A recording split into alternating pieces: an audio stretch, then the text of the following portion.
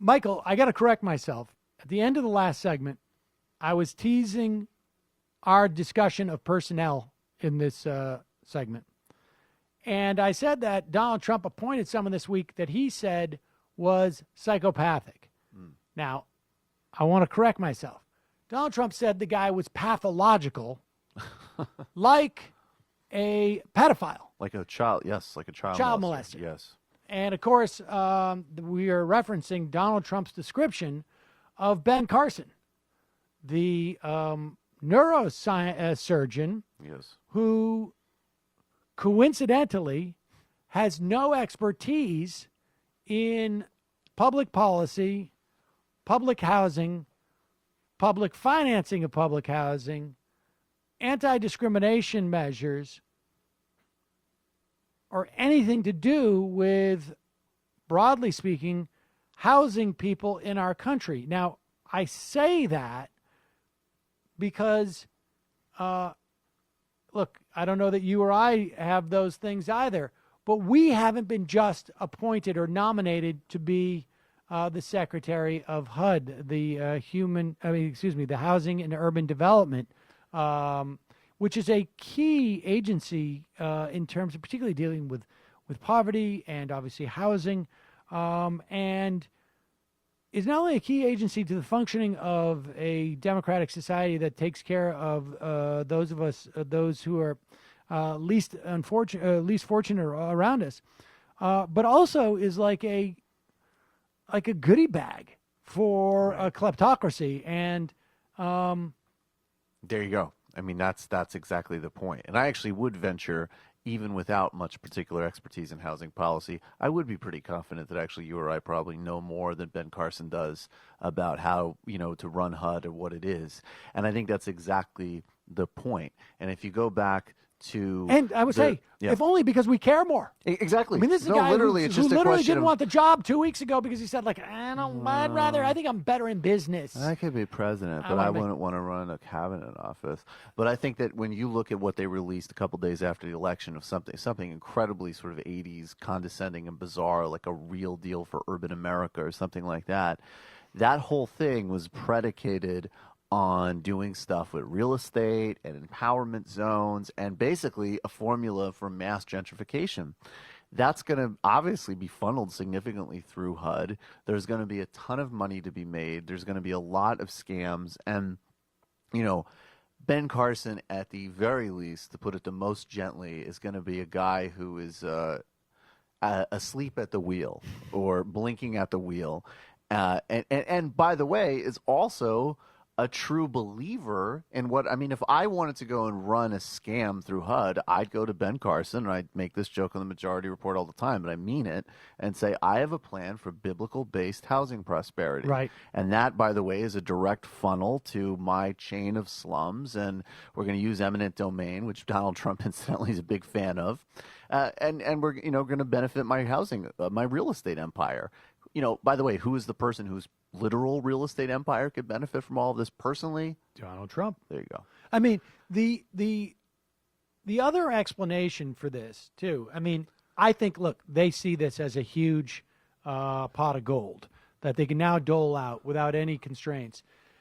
I think there are people in the administration, Bannon comes to mind, who is the chief advisor to Donald Trump, for all we know, is just sitting there beside him, holding his phone as he tweets. I think you can see things like this Taiwan situation, like putting someone with zero competency in charge of HUD, like putting someone who is relentlessly fighting against public education in charge of the Secretary of Education in the billionaire Betsy DeVos. And I should say, I hope it goes without saying the words billionaire or at least illionaire. I think the one person, I think maybe it's Pompeo, who is the head of the CIA, or at least the nominee for the CIA. I think he brings up the rear in terms of net worth in that White House with like $12 million. Right. Everybody else is literally billionaires. Great populist moment. And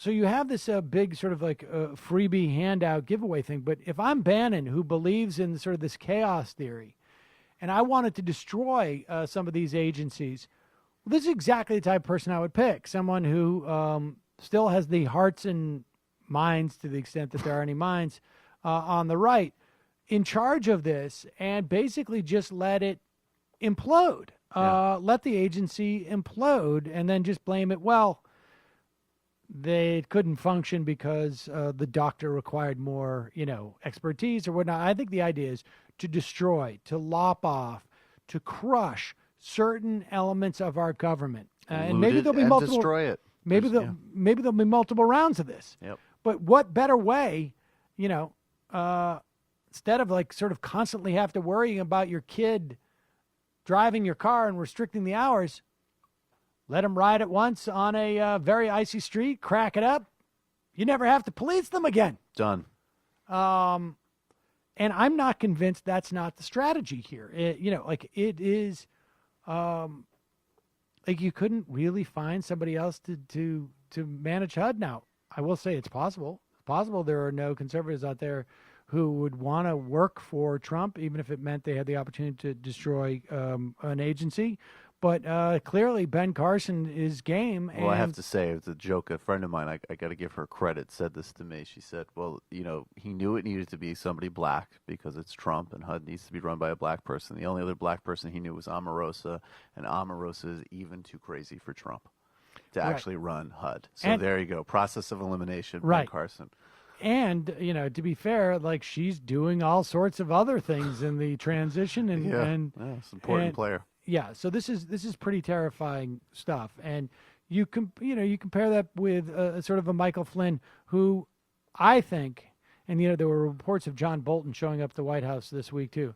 I think the Michael Flynn, like the foreign policy, is a different animal altogether. I don't think it's as much about incompetence as it is about his total disengagement from foreign policy and a desire to just put someone in there who he perceives as tough. Totally. But just because Donald Trump is clueless about the people he's appointing doesn't mean that all of the people are clueless themselves. I have a very sinking feeling that someone like Bannon and Flynn and Bolton, they have an agenda. And part of that, I think, is sort of a world chaos one. But Michael, we'll talk more about that in the future and maybe on the Majority Report. Thanks so much for your time today. We've got to take a quick break. Sam Seder and Ring of Fire. Michael, thanks again. Thank you.